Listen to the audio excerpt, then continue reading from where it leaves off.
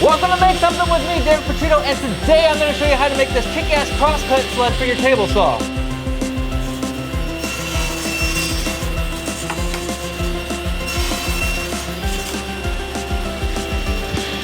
Check it! And today we're going to remake my crosscut sled. We are at my favorite hardwood dealer, Craft, where we're going to go pick up some supplies.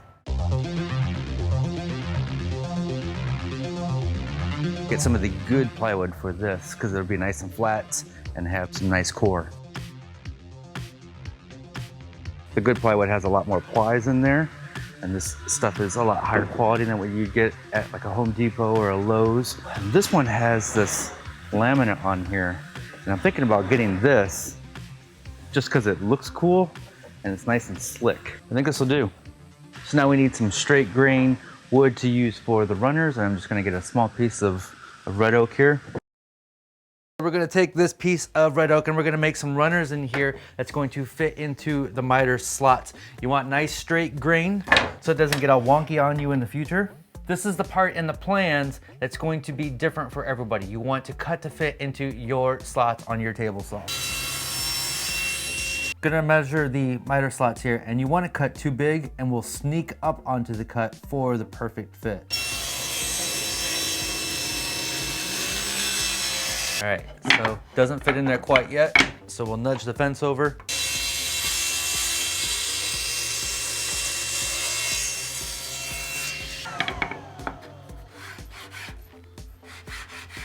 Perfect. Next, we're gonna grab the height of this, so I'm gonna throw that in the slot. Just draw a little pencil line. We want to cut just below the line because we don't want this sitting above the surface. We want it to sit a little bit below.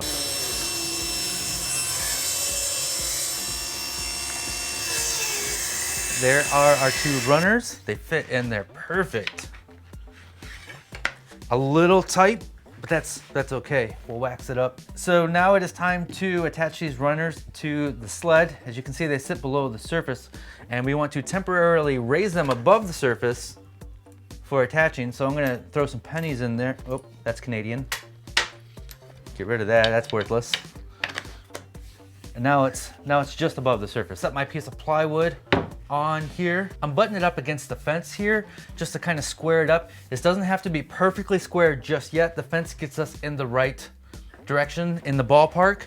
We'll square everything up in a later step, but this just gets me to where I want to be. One thing I want to point out is I'm using this fancy laminated piece of plywood, and it's nice and slippery, so this will slide on the table very well. You could use any plywood or MDF as long as it's nice and flat. And to help with the sliding on the table, you can always wax the bottom. So you don't need the super fancy piece like me, but this is a table saw sled I'm going to use for many years.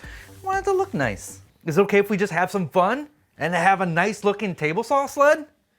Seriously. One thing I want to point out is the blade is not going to be right in the center. It's going to be a little bit longer on this side than this side. And that's because this is a personal preference. I want it to line up with the edge of my table saw table. I'm going to add a little bit of glue on these runners here.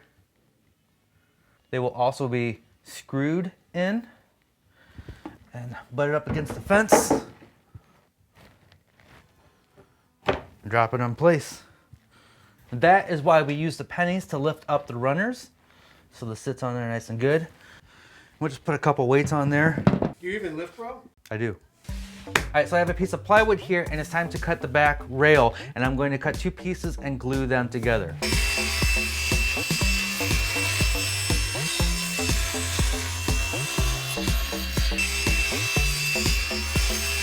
So I have my two pieces here, and you can just go ahead and glue them up together like this, but I'm going to be using the Kreg track and stop system, not sponsored.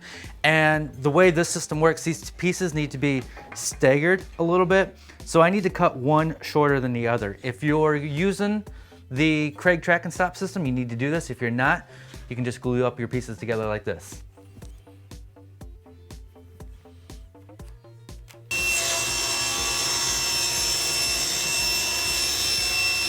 So now we have our two pieces for the back fence. We're going to glue them together. And the reason you wanted to glue them together is because there's a little bit of flex in the plywood. And if you glue two together, that removes that flex.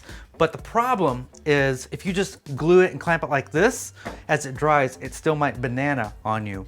So the trick is to clamp it down to a flat surface, like your table saw table. So I can put some glue on there and then clamp this down.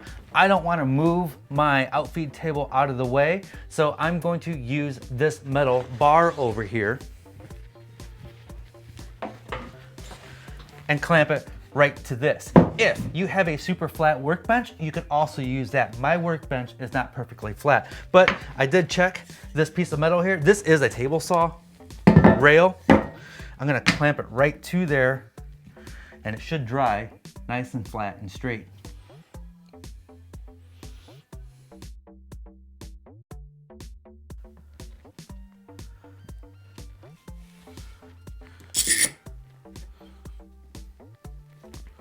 Cool, we'll let that dry for a couple hours. So now we're gonna transfer the position of these runners to the other side so we can screw it in from the top, because the glue alone won't be strong enough, especially with this laminate here. Cool.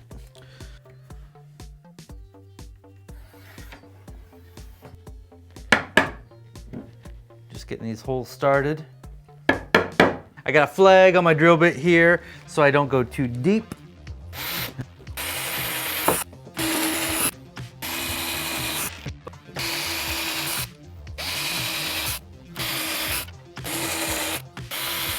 The screw below the surface, so we need to do a little countersink.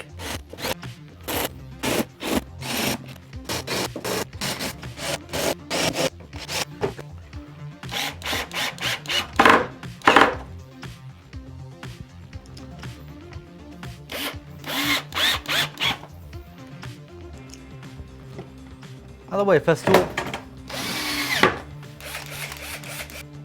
All right, so I've found that it's a little too tight. So I'm gonna take a piece of sandpaper with the adhesive back here, just put it on a scrap block.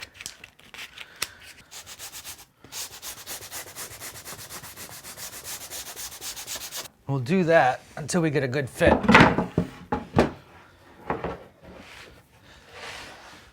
Ooh.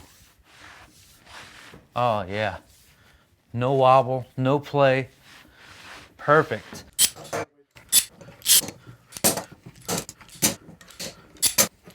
All right, I'm just gonna clean this up on the table saw here so I have a nice flat bottom. Just gonna take a hair off.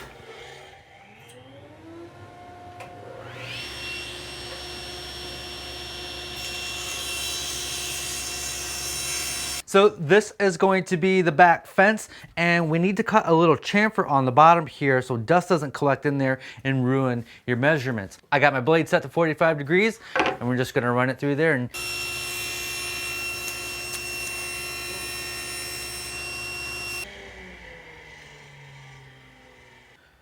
so now that we got that little chamfer in there, the dust will go in there and not ruin our measurements. So now it's time to attach the fence to the sled. And here's a little cool trick that we're going to use to get it a perfect 90 to the blade. I'm gonna clamp one side down here. So we're only gonna put one screw in right now over on the left side, and this will be our pivot screw. Countersink it, and then screw it in. So now I have my sled on top of the table saw. I have the blade below the surface. I'm going to turn the table saw on and slowly raise the blade until it peeks out of the top here. Here we go.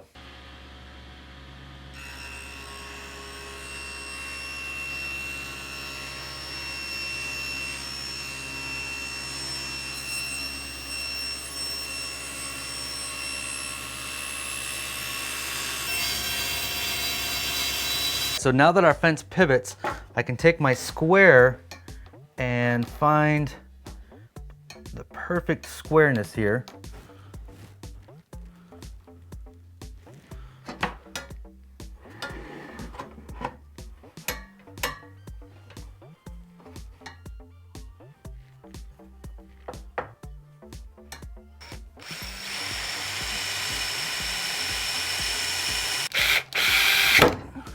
There we go. Then we can remove this and we can do a test cut. Wax the runners here, just so we get a nice, slippery, smooth action. I want action tonight. So now we're just going to cut all the way through. Some people like to put a fence on the front edge. I've had good experience without putting a fence there at all, and that increases the capacity of my crosscuts.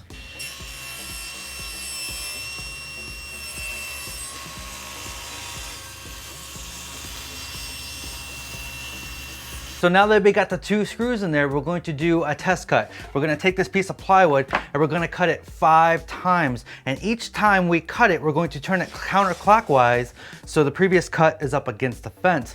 And then we'll check the squareness of it when we're all done. And because we're taking the cut and putting it up against the fence and we're doing it 5 times, if there is an error in our angle, it'll be compounded times 5.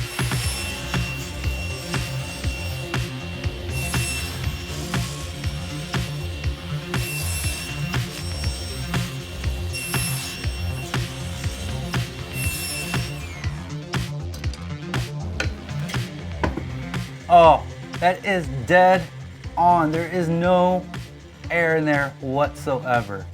Dead on, balls accurate. It's an industry term. So if there was an air, this is what I would do. I would clamp the fence down,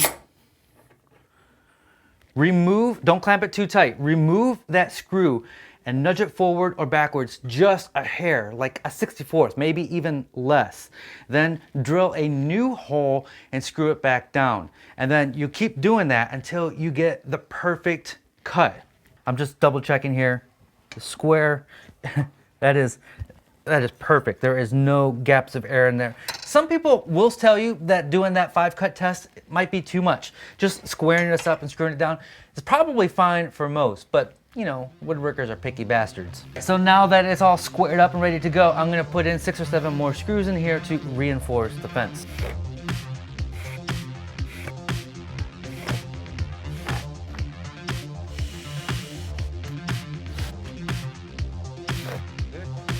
A lot of people like to put a front fence on their crosscut sleds. I don't, because I find that when I drop it back into the slots, everything lines up perfectly fine. And then that doesn't limit me to the depth of the crosscut sled. So I could have boards that stick out underneath here and still run them through. So now this could be done. If you are not going to use the Craig stop system, you can be done, and you can just use any normal clamp as a stop for repeated cuts. But we are going to use the Craig track and stop system because it has little flippy up things and some stops and some other cool gadgets. These guys will fit right up in here. Drill a hole and screw it into the back. That drives people nuts hearing it slip. Oh, the strip in the... Yeah, I think it's fun.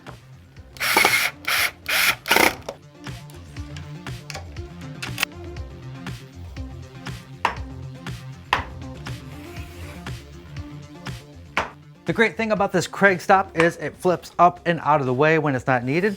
So then I can square something up, then I can flip it down, and then use it for repeatable cuts. Check this out.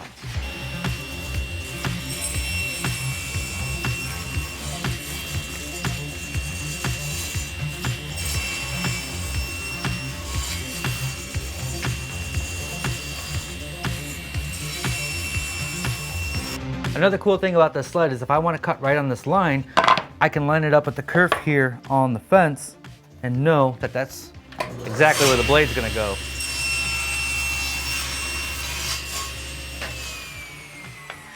Pretty cool, right?